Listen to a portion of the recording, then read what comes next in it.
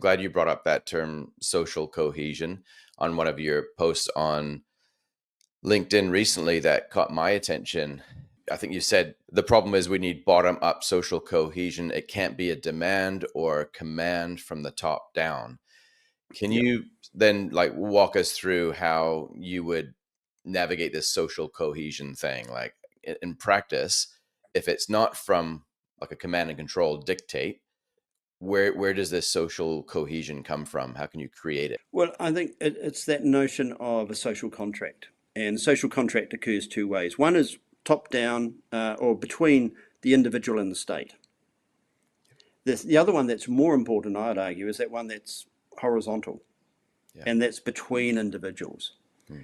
And so social cohesion to work means that we need to restore notions of community. We need to work on how our neighbourhoods work, how our institutions work, how our living spaces as towns and cities work. Hmm. How do our workplaces work? I mean, the the demand in New Zealand to work from home doesn't really work with social cohesion. I think there's an issue there. We find other people problematic in this country in many ways.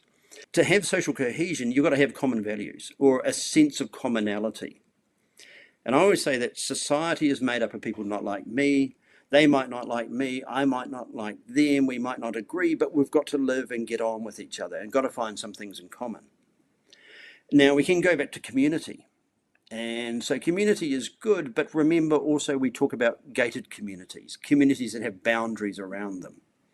And it's how we break down those boundaries between various communities so they can see what they hold in common. So it's not just a series of competing communities. And when you've only got competing communities, that's when you lack social cohesion. But then you've got to have a narrative, you've got to have an idea, you've got to have a sense of purpose that takes you out of just your immediate identity, whether it's that you as an individual, whether it's just you with your family of whānau, whether it's just you in your community of interest. And that's one of the great problems, I think, for New Zealand, to have a sense of what is it that we hold in common, what might provide a common social or moral order, a sense of purpose, a sense of communal values, a sense of communal identity that actually we can have as the basis for society. And we're not very good at talking about these things either. I mean, one of the great things about New Zealand is the way that we're not very good about talking about ideas or feelings often until people go and have far too many drinks at the pub or something like that, and then they start to have those sort of questions. Most of the time we try to keep things on the superficial. And so to start to build social cohesion, you've got to have a sense of, okay, what do we hold in common that we think is important, not just for me and not just for those I like, but what is important for those who are not like me, and what can we find in common, and what can we aspire towards? And I think that's the great thing. What is it that we think we can aspire towards that is going to take people with us rather than divide us off against each other?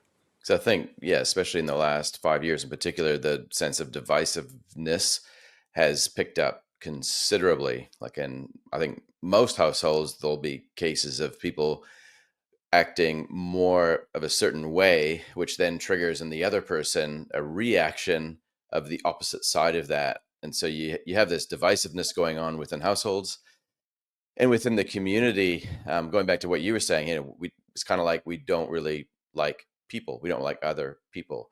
And I think I know what you mean by that. And I think especially the ones that are different to us are the Yeah. worst, right? And it's unfortunate because we're getting more and more different people coming onto our shores, and we're also importing more and more different ideas. So going back to the social cohesion word, that really got my attention when I was going through this before. And so I did a bit of Googling. I discovered the Helen Clark Foundation. I discovered that report and the people that were involved in it, and discovered that it wasn't a new concept, social cohesion.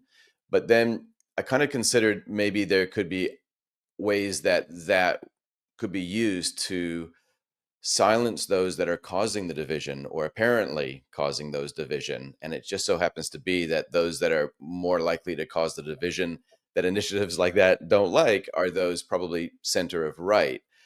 Correct me if I'm going down a wrong path here, but it just kind of feels interesting that those that are more likely to create jobs in the economy are probably those that hold the views that are those that are likely to be silenced by those seeking to get the social cohesion from a top-down perspective.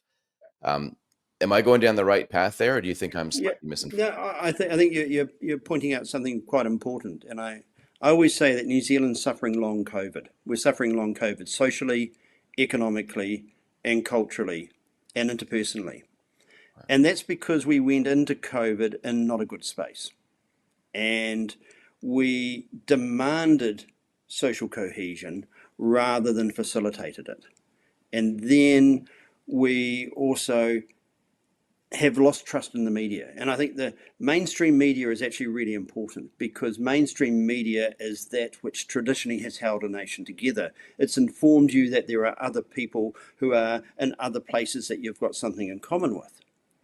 And when you collapse, when you end your mainstream media, as New Zealand has done in a very radical way compared to most other countries, Yeah. we lose that commonality. Benedict Anderson, the historian and sociologist, wrote a really important book called Imagined Communities, and that was about the rise of nationalism, the rise of the nation state, and he talked there about the central role of the mainstream media, the central role of the newspaper. That gave you a sense that there were other people who occupied this thing called the nation that you had things in common with. You didn't have to agree with them, but you were sharing things in common. Hmm. And I think one of the problems in New Zealand has been that collapse of the mainstream media, especially after COVID. But we also embrace social media in a way that is deeply problematic because I think when you're on social media, you're often not engaging with the people around you. Yeah. You're ignoring where they are.